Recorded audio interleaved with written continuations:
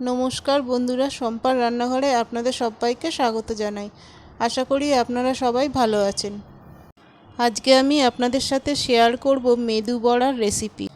মাত্র দুটি উপকরণ দিয়ে খুব সহজে আর কম সময়ের মধ্যে আপনারা এই রেসিপিটা বাড়িতে বানিয়ে ফেলতে পারেন। এটা আপনারা ব্রেকফাস্টে কিংবা ইভিনিংয়ে স্ন্যাক্স হিসেবেও খেতে পারেন।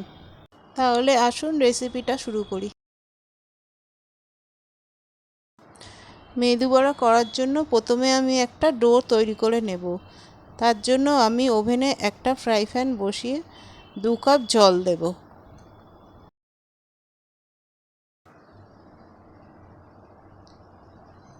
হাফ চামচ লবণ দেব, হাফ চামচ চিলি ফ্লেক্স দেব, কাঁচা লঙ্কা কুচি দেব,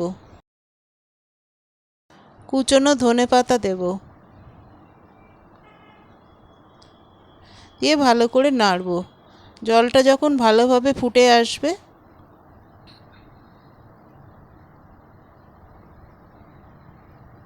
তখন আমি এর মধ্যে 1 কাপ সুজি দিয়ে দেব।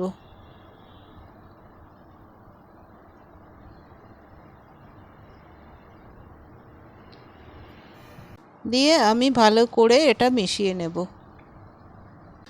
এই সময় গ্যাসের আঁচটা একদম লোতে রাখতে হবে। দিয়ে আস্তে আস্তে জলের সাথে সুজিগুলো মিশিয়ে নিতে হবে।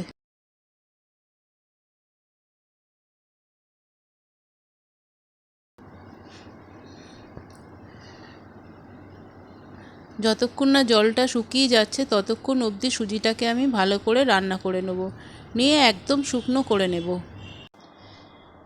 সুজিটা এখন ভালোভাবে শুকনো হয়ে গেছে। এইবার এর মধ্যে আমি মিশিয়ে দেবো একটা সেদ্ধ করে রাখা আলু। আলুটাকে আগে থাকতে সেদ্ধ করে রেখে আমি ভালোভাবে এটাকে পেস্ট করে রেখেছি। আলুটা দিয়ে আমি সুজির সাথে ভালোভাবে মিশিয়ে নেব।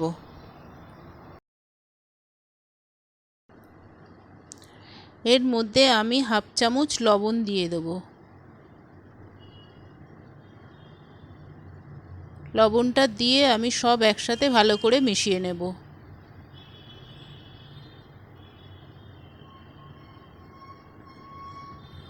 ডোটা আমার ভালো মতো শুকনো হয়ে এসছে। এইবার আমি ডোটাকে গ্যাস থেকে নামিয়ে একটা থালার মধ্যে ঢেলে নেব।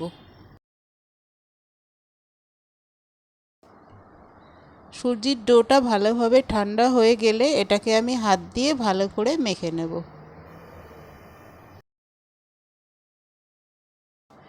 ভিডিওর মাঝে ছোট্ট একটা অনুরোধ, আপনি যদি আমার চ্যানেলে নতুন বন্ধু হয়ে থাকেন তাহলে প্লিজ চ্যানেলটাকে সাবস্ক্রাইব করে পাশে থাকার অনুরোধ রইল।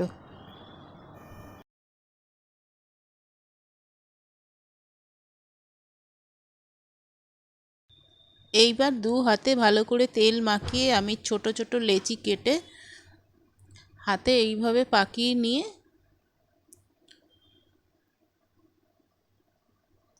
একটা চপস্টিক দিয়ে আমি এইভাবে মাঝখানটা গর্ত করে নেব।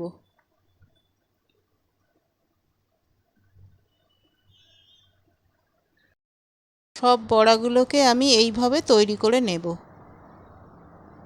দেখুন আমি আরেকটা তৈরি করে দেখাচ্ছি। এইভাবে একটা লেচি কেটে হাতের তালুতে রেখে এইভাবে একটা গোল করে একটু চ্যাপ্টা করে দেব। দিয়ে আমি চপস্টিকের সাহায্যে মাঝখানটা একটা গর্ত করে নেব।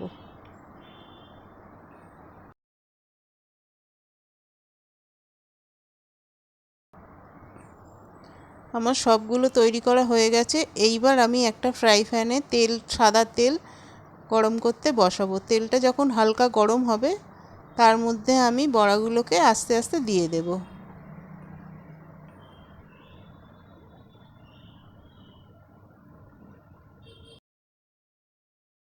বড়াগুলোর একটা পিঠ ভালোভাবে লাল হয়ে গেলে আমি ছুরির সাহায্যে আরেকটা পিঠ উল্টে দেব। একটা একটা করে আমি সবগুলো বড়া এইভাবে উল্টে দেব।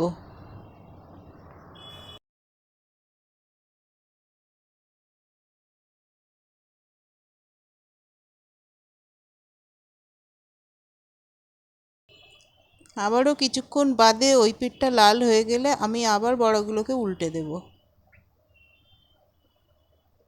এইভাবে আস্তে আস্তে আমি এপিট ওপিট করে ভালোভাবে বড়াগুলোকে ভেজে নেব।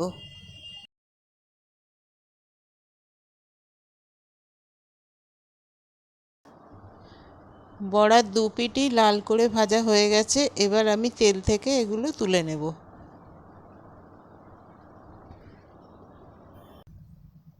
দু পিঠ ভালো করে ভাজা হয়ে গেছে। এইবার আমি একটা একটা করে এই ঝাঁঝরির মধ্যে তুলে নেব, তাতে করে তেলগুলো ভালোভাবে ঝরে যাবে।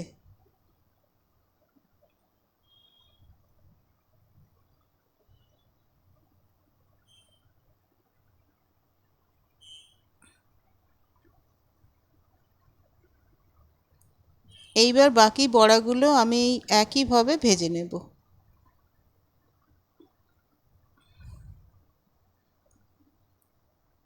একটা পিঠ ভালো করে লাল হলে তারপর আমি আরেকটা পিঠ উল্টে দেব, দিয়ে এগুলোকেও আমি উল্টে পাল্টে ভালো করে ভেজে নেব।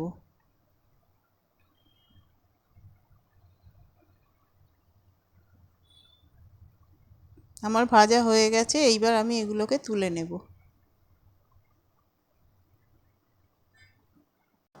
আপনারা বাড়িতে একবার এইভাবে করে খেয়ে দেখবেন, খুবই ভালো লাগে খেতে।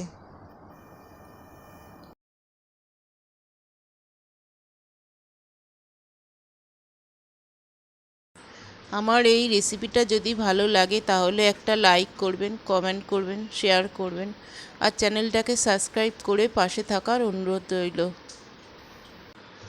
ভালো থাকবেন, সুস্থ থাকবেন। আবারও আসবো নতুন একটা রেসিপির ভিডিও নিয়ে। ধন্যবাদ।